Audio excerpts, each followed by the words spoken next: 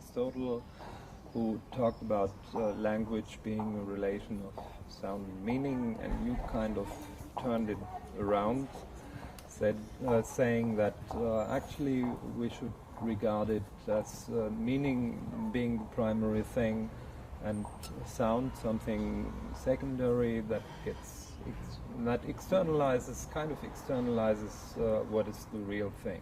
It may or may not be externalized. In fact, if you just introspect for a minute, almost your entire use of language is talking to yourself. Yes. You can't spend 1 minute without talking to yourself. Like 99% of the use of language is internal. But one question I was wondering about yesterday, when you talked about the island sentences, when we are talking half consciously, fully consciously, or subconsciously to ourselves, not having to externalize the things, we'll probably would disregard the island constraints. For example, like... You see, but that's a misunderstanding of internal speech. Internal speech is actually more complex than I just said. Yeah. It's re-internalization of externalized speech. Okay. So when you're consciously thinking, you're walking down the street and thinking about something, you're thinking in the external language. Okay. Just think about it. Yeah. You can tell whether two sentences in your mind rhyme, okay, or whether one's longer than the other. That means you're using the external language, you're re-internalizing it. But the actual thinking is just not accessible to consciousness. Yeah. Remember, what we talk about, we introspect, we're talking about consciousness. But consciousness is just a superficial reflection of whatever's going on inside. So most mental things going on are subconscious. It just not only subconscious, but inaccessible to consciousness. I mean, there's an interesting history of this. In fact, if you look through intellectual history, the idea that there is internal thought that is inaccessible to consciousness is almost never expressed. I mean, it's not even in Freud. Like if you look at Freud, he does talk about the unconscious, but kind of tacit assumption is you can bring it to consciousness. For example, you have that principle of accessibility to consciousness in principle. So you can bring forward, you bring to consciousness the that's a philosophical dogma, which has absolutely no evidence and is totally incoherent when you look at it. But it's a dogma. It's considered even the criterion of the mental. You have to be able to bring it in principle to consciousness. Yes. Absolutely no reason to believe that. And it's almost entirely, all the evidence shows it's totally false. The language is a case in point. What we think to ourselves is re-internalized external speech. In fact, it's kind of interesting to ask the question about signers. It hasn't been studied, but the people who work on sign guess, they haven't studied it yet, that signers probably think to themselves in sign. Now, there should be ways that would be the re-internalization of their external system. Now, there are very subtle ways of testing things like this. Mm-hmm. So, for example, in the case of you and me, we think in spoken language. If you do very sensitive analysis of, say, the lips, you can find evidence from kind of unconscious lip impulses. Something's going on when you're thinking, things like.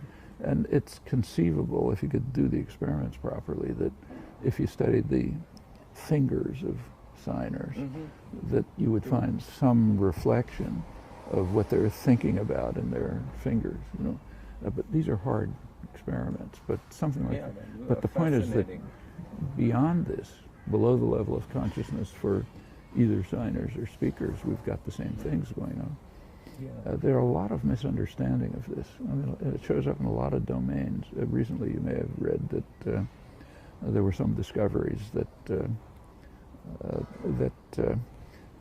if you're planning to do something, like I'm deciding to pick up this glass, before I decide to pick it up, before small amount of time, but before it, there's activation in the motor centers of the brain. But this again has been abused and misused in my way, in my view. For example, when you have these philosophical discussions about free will, it's been used to exactly. demonstrate that This actually... and it doesn't show anything at all. No. All it shows is you're making a decision before you're conscious of it. Okay, Yes. that's, yeah. But this stuff gets wildly misinterpreted because of a dogma that says there's nothing beyond what's conscious, or at least in principle accessible to consciousness. And that goes way back in history. It's very hard to find anyone who questions this. In the philosophy of language and mind, so you know that much better than I, what's current, what people are writing. That's still the case. Everybody Almost says, 100%. well, the mind is just about consciousness. Or what's in principle accessible to consciousness. You get into all kind of problems because of things like what's called blind sight. It's a famous phenomenon now, but with a certain kind of damage to the visual system, a special kind of damage, you get people who have this behavioral phenomenon. They look at a,